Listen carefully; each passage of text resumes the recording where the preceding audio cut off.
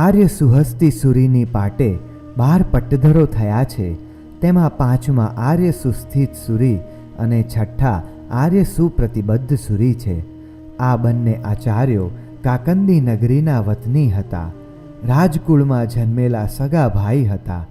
વ્યાઘ્રાપત્ય ગોત્રના હતા અને 4 જ્ઞાનવાળા હતા. તેઓ તીર્થંકર દૃષ્ટ દ્રવ્યોના કરોડમાં અંશને પ્રત્યક્ષ જોઈ શકતા હતા. આ બંને આચાર્યોએ કુમારગીરી પર્વત ઉપર કે જ્યાં રાજા સુલોચન રાયે ગુફાઓ બંધાવી હતી અને ભગવાન આદિનાથ પ્રભુજીની સુવર્ણ પ્રતિમાની શ્રી સુધર્મા સ્વામીજીના હાથે પ્રતિષ્ઠા થઈ હતી, તે જ સ્થાનમાં કઠિન તપસ્યા કરીને ક્રોડવાર સૂરી મંત્રનો જાપ કર્યો હતો. શ્રી સુધર્મા સ્વામીના 8 પટ્ટધરો સામાન્ય રીતે નિર્ગ્રંથ ગચ્છના કહેવાતા, જ્યારે આ બંને આચાર્યો અને પછીના આચાર્યો કોટિક ગચ્છના ગૌરવવંતા બિરુદથી પ્રસિદ્ધિ પામ્યા હતા. અર્થાત આ સમયે નિર્ગ્રંથ ગચ્છનું બીજું નામ કોટિક ગચ્છ પડ્યું. બંને આચાર્યોમાં આચાર્ય સુસ્થિત સુરી કચ્છ નાયક હતા, જ્યારે આચાર્ય સુપ્રતિબદ્ધ સુરી વાચનાદાન કરતા હતા. આચાર્ય સુસ્થિત સુરીની 31 વર્ષની ગૃહાવસ્થા, 17 વર્ષનો સામાન્ય વ્રત પર્યાય, 48 વર્ષ સુધી સુરીપદ, 96 વર્ષનું સરવાયુ અને વીર સંવત 339માં કુમારગીરી ઉપર સ્વર્ગ ગમન. આ આચાર્યના સમયમાં જૈન શ્રમણ સંઘનું મોટું સંમેલન થયું હતું અને બીજી આગમ વાચના થઈ હતી. આપણે જોયું કે વીર સંવત 160માં લગભગમાં પટણામાં આચાર્ય શ્રી સુલીભદ્ર સુરીજીની અધ્યક્ષતામાં પહેલી આગમ વાચના થઈ હતી અને આગમો સુરક્ષિત જળવાઈ રહે તે માટે વ્યવસ્થા કરી હતી. પરંતુ મુનિઓનું અસંગ જીવન એટલે કાયમ સમૂહ રૂપે રહી શકાય નહીં અને એક ધારું પઠન પાઠન ચાલી શકે નહીં ઇત્યાદિ કારણે કંઠસ્થ જીનવાણીની રક્ષામાં અનેક અંતરાયો આવી ઊભા રહેતા. પરિણામે જીનવાણીને મુખપાઠ રાખનારા મુનિવરોની સંખ્યા ઓછી થતી જતી હતી. આથી સમ્રાટ સંપ્રતિએ ઉજ્જૈનમાં આર્ય સુહસ્તી સુરીની અધ્યક્ષતામાં એક શ્રમણ સંમેલન મેળવી નાનકડી આગમ વાચના કરાવી હતી અને મુનિવરો દૂર દૂરના ક્ષેત્રમાં વિચરે અને ત્યાં પણ આગમાભ્યાસ ચાલુ રહે એવી વ્યવસ્થા કરાવી હતી. એટલે ત્યાં સુધી પઠન પાઠન બરાબર રીતે ચાલતા હતા. પરંતુ ત્યાર પછી થોડા 1 વર્ષો જતાં એકાએક મોટો રાજક્રાંતિનો આંચકો લાગ્યો અને જીનાગમની રક્ષાનું કામ ખૂબ કપરું થઈ પડ્યું. સેનાપતિ પુષ્યમિત્ર રાજદ્રોહ કરી પટણાની રાજગાદીએ ચડી બેઠો. તેણે રાજગાદી પર આવતા જ ધર્માંધ બની જૈન શ્રમણો અને બૌદ્ધ શ્રમણો વગેરેનો શિરચ્છેદ કરાવી કાળો કેર વર્તાવ્યો હતો. આથી જૈન શ્રમણો એકદમ કલિંગ તરફ ચાલ્યા ગયા. તેઓનું પઠન પાઠન બંધ થયું અને જિનાલયોને મોટો ધક્કો લાગ્યો. આ સમયે કલિંગરાજ ભિખ્ખુરાય ખારવેલ પરમ જૈન હતો. તેણે પ્રથમ પુષ્યમિત્રને હરાવી પંજાબમાં નસાડી મૂક્યો. પછી કલિંગમાં આવી આચાર્ય સુસ્થિત સુરી અને આચાર્ય સુપ્રતિબદ્ધ સુરીની અધ્યક્ષતામાં કુમારગીરી પર મોટું શ્રમણ સંમેલન મેળવી બીજી આગમ વાચના કરાવી હતી. હિમવંત સ્થવિરાવલીમાં લખ્યું છે કે મુનિ સંમેલનમાં જીનકલ્પીની તુલના કરનાર આર્ય મહાગીરીના શિષ્યો પ્રશિષ્યો આચાર્ય બલ્લીસહ સુરી, દેવાચાર્ય, આર્ય ધર્મસેન વગેરે 200 શ્રમણો, આચાર્ય સુસ્થિત સુરી વગેરે 300 સ્થવિરકલ્પી શ્રમણો, આર્યા પોઈણી વગેરે 300 શ્રમણીઓ, રાજા ભિખ્ખુરાય, સિવંદ, ચૂર્ણક, સેલક વગેરે 700 શ્રાવકો અને પૂર્ણમિત્રા વગેરે 700 શ્રાવિકાઓ એકઠા થયા હતા. વાચનામાં 11 અંગો અને 10 પૂર્વોના પાઠોને વ્યવસ્થિત કરવામાં આવ્યા હતા.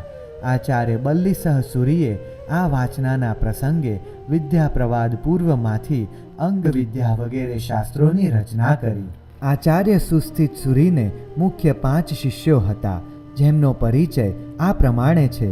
સ્થવિર આચાર્ય ઇન્દ્રદિન્ન સુરીજી, જે મુખ્ય પટ્ટધર હતા. આચાર્ય પ્રિયગ્રંથ સુરીજી, જેમનાથી કોટિક ગણની પ્રધાન ગણાતી મજ્જિમા શાખા નીકળી હતી. આ આચાર્ય હર્ષપુરમાં અહિંસા ધર્મનો પ્રચાર કરી જૈન શાસન દીપાવ્યું હતું. આચાર્ય વિદ્યાધર ગોપાલ, જેમનાથી કોટિક ગણની પ્રધાન ગણાતી વિદ્યાધરી શાખા નીકળી છે. આચાર્ય ઋષિદત્ત અને આચાર્ય અરિહદત્ત એટલે કે અર્હદત્ત, આચાર્ય ગુણસુંદર સુરી. આ અરસામાં આચાર્ય ગુણસુંદર સુરી તથા શ્યામાચાર્ય થયા છે. તેમનો પરિચય યુગ પ્રધાન પટ્ટાવલી તેમજ વાચક વંશમાં આપેલો છે. રાજા મેઘવાહન ખારવેલ. આ આચાર્યના સમયમાં પૂર્વ ભારતમાં મેઘવાહન નામનો મહાપ્રતાપી અને જૈન ધર્મનો મહાપ્રભાવક રાજા થયો. તેનો સંક્ષિપ્ત પરિચય આ પ્રમાણે છે. મહામેઘવાહન રાજા ખારવેલ તે હિમવંત સ્થવિરાવલીના કથન મુજબ વિશાલા નગરીના ગણસત્તાક રાજ્યતંત્રના પ્રમુખ પરમાર્તોપાસક મહારાજા ચેડાનો વંશજ છે. મહારાજા ચેડા અને મગધ સમ્રાટ કૌણિક વચ્ચે ભયંકર યુદ્ધ થતાં આખરે મહારાજા ચેડા અનશન કરી મૃત્યુ પામી સ્વર્ગે ગયા. આ વખતે મહારાજા ચેડાનો પુત્ર શોભનરાય ત્યાંથી નાસીને કલિંગ દેશમાં તે વખતના રાજા સુલોચનના આશ્રય ગયો. કલિંગ રાજાઓ ભગવાન શ્રી પાર્શ્વનાથ પ્રભુના ઉપાસક હતા.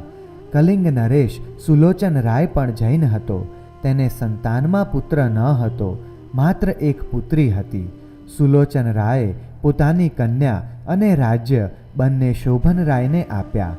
તેના મૃત્યુ પછી શોભનરાય કલિંગાધિપતિ બન્યો અને તેનો વીર સંવત 18માં કનકપુરમાં રાજ્યાભિષેક થયો. શોભનરાય પણ પિતાની જેમ પરમ જૈન ધર્મી હતો. તે કલિંગ દેશમાં આવેલ શત્રુંજયાવતાર રૂપ કુમારગીરી અને ઉજ્જયંતાવતાર રૂપ કુમારીગીરી તીર્થ ઉપર યાત્રા કરવા ગયો. અહીં રાજા શ્રેણિકના સમકાલીન રાજા સુલોચન રાયે શ્રમણોને ધ્યાનાદિ કરવા માટે 5 ગુફાઓ બનાવી હતી. તેમજ શ્રી સુધર્મા સ્વામીજીના હાથે સુવર્ણની શ્રી ઋષભદેવ પ્રભુજીની પ્રતિમાની પ્રતિષ્ઠા કરાવી હતી. એટલે આ સ્થાન તીર્થરૂપ તો હતું જ, તેમાં શોભનરાયે આ તીર્થનો મહિમા વધારી ખૂબ પ્રચાર કર્યો. આ શોભનરાયની 5મી પેઢીએ વીર સંવત 149માં કલિંગની ગાદીએ ચંડરાય આવ્યો. તેના સમયમાં મગધના નંદ વંશના 8મા રાજા મહાનંદે અહીં કલિંગ ઉપર ચઢાઈ કરી, જે યુદ્ધમાં કલિંગની ખૂબ જ ખુંવારી થઈ અને દેશ પાયમાલ થયો. કિંતુ એની આઝાદીની તમન્ના ઊભી રહી. નંદ રાજા ગુસ્સામાં કુમારગીરી ઉપર મંદિરોને તોડીને શ્રી ઋષભદેવની સુવર્ણ મૂર્તિને પટણા એટલે કે પાટલીપુત્ર લઈ ગયો. આ પછી વીર સંવત 227માં શોભનરાયની 8મી પેઢીએ ક્ષેમરાજ કલિંગનો રાજા બન્યો. આ ક્ષેમરાજ પટણાની સત્તાને ફગાવી સ્વતંત્ર થયો હતો. એટલે મગધ સમ્રાટ અશોકે કલિંગ ઉપર પુનઃ ચઢાઈ કરી. કલિંગની સેનાએ પણ ખૂબ જોરથી તેનો સામનો કર્યો અને તેને પરાજયની સ્થિતિમાં લાવી મૂક્યો. પછી તો અશોકે પણ ઝનૂનમાં આવી મગધની આખી સેના કલિંગમાં ઉતારી ખૂબ જુલ્મ ગુજારી કલિંગરાજને હરાવ્યો અને કલિંગની સંપત્તિ લૂંટી લીધી. આ ઘટના વીર સંવત 239માં બની છે. અશોકે કલિંગરાજને હરાવ્યા પછી અહીં મૌર્ય સંવંત ચલાવ્યો. ભારતીય ઇતિહાસકારો અને બૌદ્ધ ગ્રંથો સુદ્ધા લખે છે કે અશોકના હાથે આ છેલ્લો જ મહાભયંકર માનવ સંહાર થયો હતો. અહીંના વીરતા ભર્યા બલિદાનો અને કરુણ દૃશ્યો જોઈને આખરે અશોકનું હૃદય દ્રવી ઉઠ્યું. એટલે તેણે બહાદુર કલિંગને સ્વતંત્રતા આપી અને પોતે રાજ્ય લોલુપતાથી થતા આવા યુદ્ધો પણ બંધ કર્યા. ક્ષેમરાજનો પુત્ર વુઢરાજ વીર સંવત 275માં કલિંગની ગાદીએ આવ્યો. આ વખતે કલિંગમાં શાંતિ હતી. કલિંગના તીર્થરૂપ કુમારગીરી અને કુમારીગીરી ઉપર જૈન શ્રમણો, નિર્ગ્રંથો અને શ્રમણીઓને ચોમાસું રહેવા માટે 11 ગુફાઓ કરાવી. તે તીર્થોને પુનઃ સતેજ કર્યા. વીર સંવત 300માં તેનો પુત્ર ભિખ્ખુરાય કલિંગનો રાજા બન્યો. તે પણ પોતાના પૂર્વજોની જેમ પરમ જૈન ધર્મી અને મહાપ્રતાપી થયો. એના 3 નામો પ્રસિદ્ધ છે. ભિખ્ખુરાય જૈન નિર્ગ્રંથ ભિક્ષુઓ શ્રમણોનો પરમ ભક્ત હોવાથી તે ભિક્ષુરાજ કહેવાતો.